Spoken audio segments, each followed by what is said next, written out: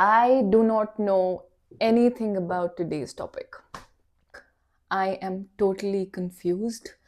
You probably know way more than I do about this topic.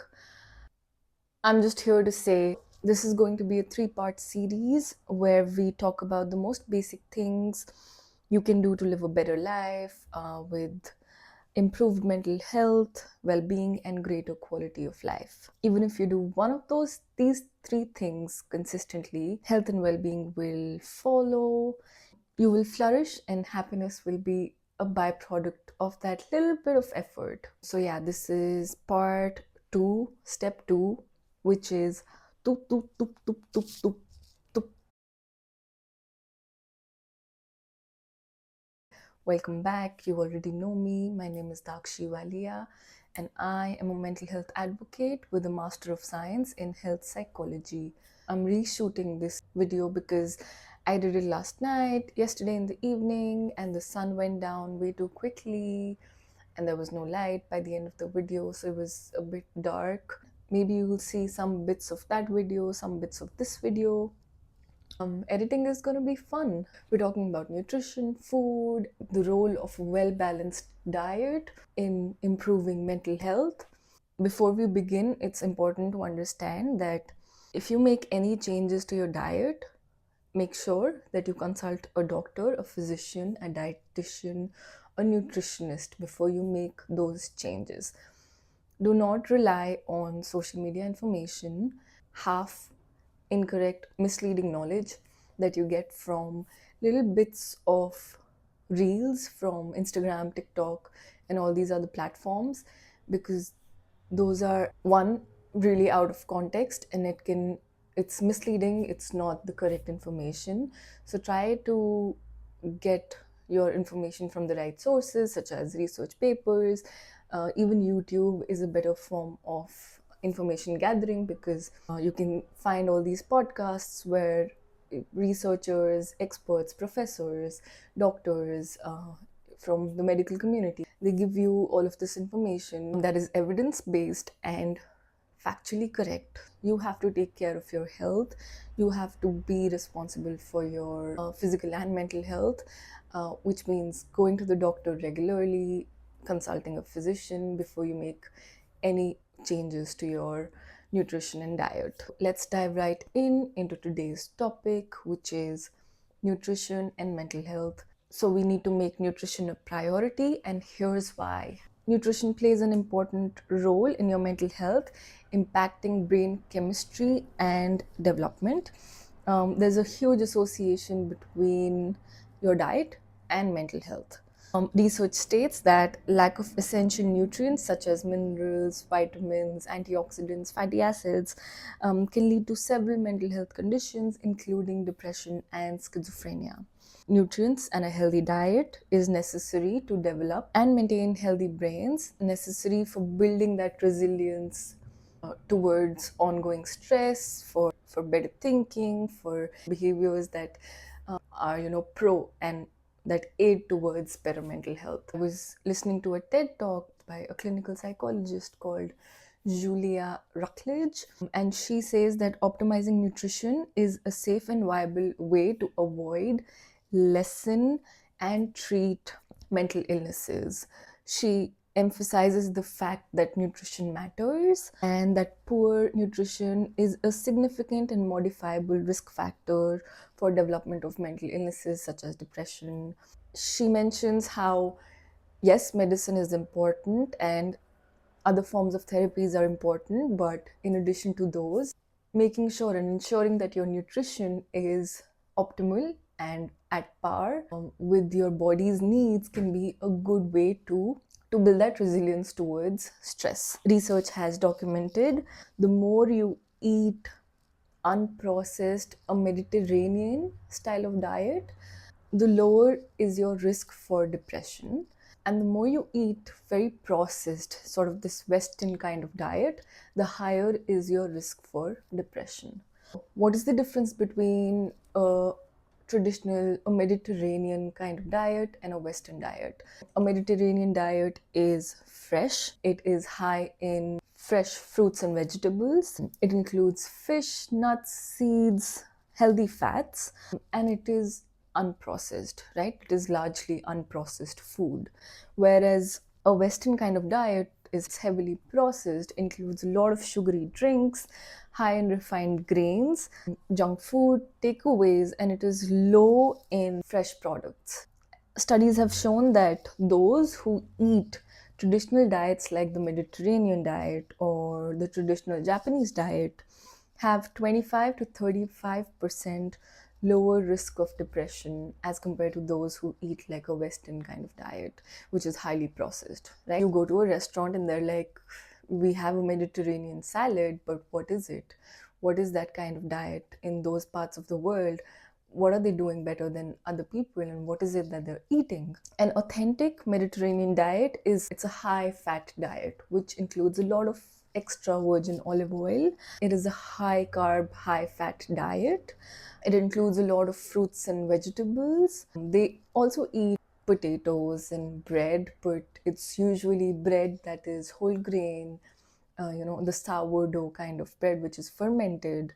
So they eat bread, they eat pasta, they consume limited lean meat and dairy. So another way to ensure that you're eating well, and you're covering all of those nutrients in your diet is to follow the plate method, which is something I try to do as well. It's a really good sort of system to divide your plate into these three segments, where 50% of your plate includes fruits and vegetables, quarter of your plate includes protein. It can be anything, it can be eggs, it can be yogurt, it can be cheese, it can be whatever you want. Quarter of the plate could be your healthy carbs. You can also have rice, you can have some pasta, you can have some grains, quinoa. You can also see a video here of my recent meal that I made for myself. To be very honest, I had the fruits and the vegetables, which is, it looks like a big plate, but I had the fruits and vegetables, and then didn't have enough protein. I can see that it needs more protein. It's okay, there's yogurt, there's a little bit of protein. And then there's a quarter portion of rice, which I made myself, and it was really tasty. So I went and took another serving of the rice. So it was a big meal for me. That's fine too. The thing is, you should eat intuitively. You need to understand when your body has had enough food. In these blue zones where people live up to 100 years old, especially in the blue zone that is in Japan, I think they eat until they're 80% full and then they stop eating. Whereas what we do is we eat up to 150% and then hope that the food gets digested, and we go to sleep right after that, which is horrible for you. It's bad for you. And when you eat something, try to figure out how it's making you feel. Kind of assess whether you're feeling good or not. Is it making you feel heavy? Is it making you feel lazy? Is it making you feel drowsy? Or is it giving you more energy? Is it giving you better attention, more focus to do things? Right after eating it, the next day, how do you feel? And eliminate the foods that don't make you feel good and include the foods that do make you feel good. You decide, you choose for yourself.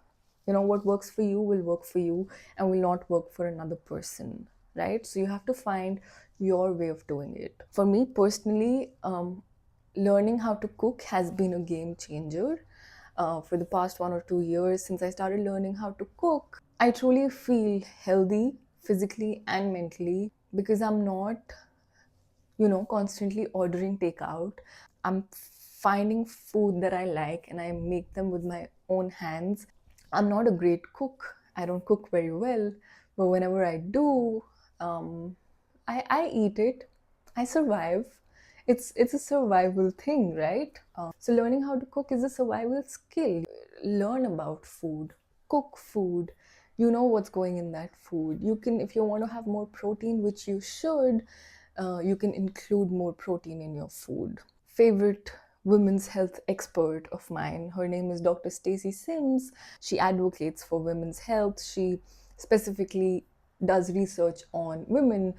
She says that you should have about 30 to 40 grams of protein every meal, or 15 to 20 grams of protein every snack. The recommended protein for people is 0.8 grams per kilogram, and she says that's the minimum. If you're someone who is in the reproductive years, if you're someone who is dealing with menopause, with perimenopause, with I don't know, aging, you're an aging woman, or you're strength training, then your protein intake should be higher. She's amazing. She also says that it's important to have everything that you want, but 80% should be discipline and 20% should be life, right? So 80% can be discipline, 80% can be fruits and vegetables, 80% of your diet can be your proteins and carbs and good carbs and healthy fats, and then 20% of life can be everything that you want. It can be meals with your friends, it can be dinners, it can be your dark chocolate, it can be coffee, it can be whatever you want. So it's important to eliminate sugar from your diet as much as you can. Sugar is in everything, but because when you eat sugar, sugar releases whatever it does in your body. It gives a signal to your brain through the vagus nerve. It tells your brain, oh my god, this is so good. Dopamine is released. You feel good for some time. The blood sugar level goes down. Your body starts asking for more dopamine, for more of that pleasure that you got from sugar, and then you go and crave more sugar. Then it's a whole cycle. So it's just like your mood is totally dependent on that sugar that you just had, and it's a whole fluctuation for your body, for your mind, and it sends you on a roller coaster of emotions and these experiences, and then you crave more and then you eat more. It leads to mood fluctuations, it leads to reduced attention, memory, focus, and it has a direct impact on your brain health. Okay, so now for the gut microbiome. What is gut microbiome? Gut microbiome is these microorganisms living in your gut. They're neither good nor are they bad. Through the gut brain axis, when you eat something good, those little microorganisms in your gut microbiome, they feel good, and they, give you all that good things, good energy, good absorption, good nutrients. It's important to have good food, good nutrition, a well balanced diet for those microorganisms that make you feel good to do their job, right? Yeah, supporting a healthy gut microbiome is good for your mood, it's good for your digestion, it's good for your immunity, good for your immune system function.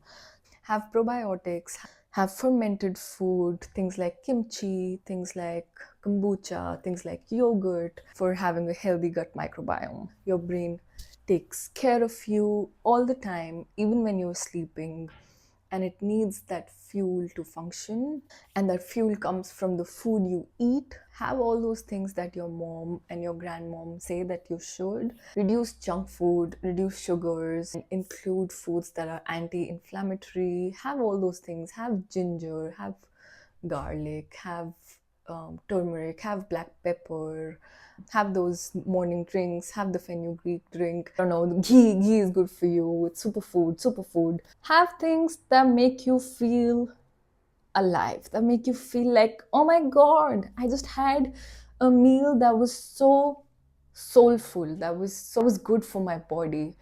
I did something well for myself. I went to the market, I got some fresh product, I made this meal on my own with my own hands.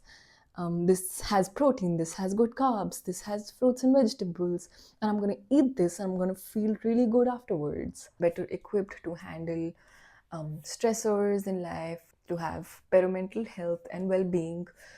But you have to find what's right for you, what works for you. And yeah, you're going to have a great physical and mental health. Eat good food, exercise. If you've not already seen the step 1, it's going to pop right here. You can go check it out. So exercise, nutrition, these are the 2 things you have to take care of starting today. And then I'm going to come back with step 3 in the next video. Yeah, thank you so much for being here. I'm so glad you're here. Just like, share and subscribe, and I will see you in the next video. Ciao, ciao.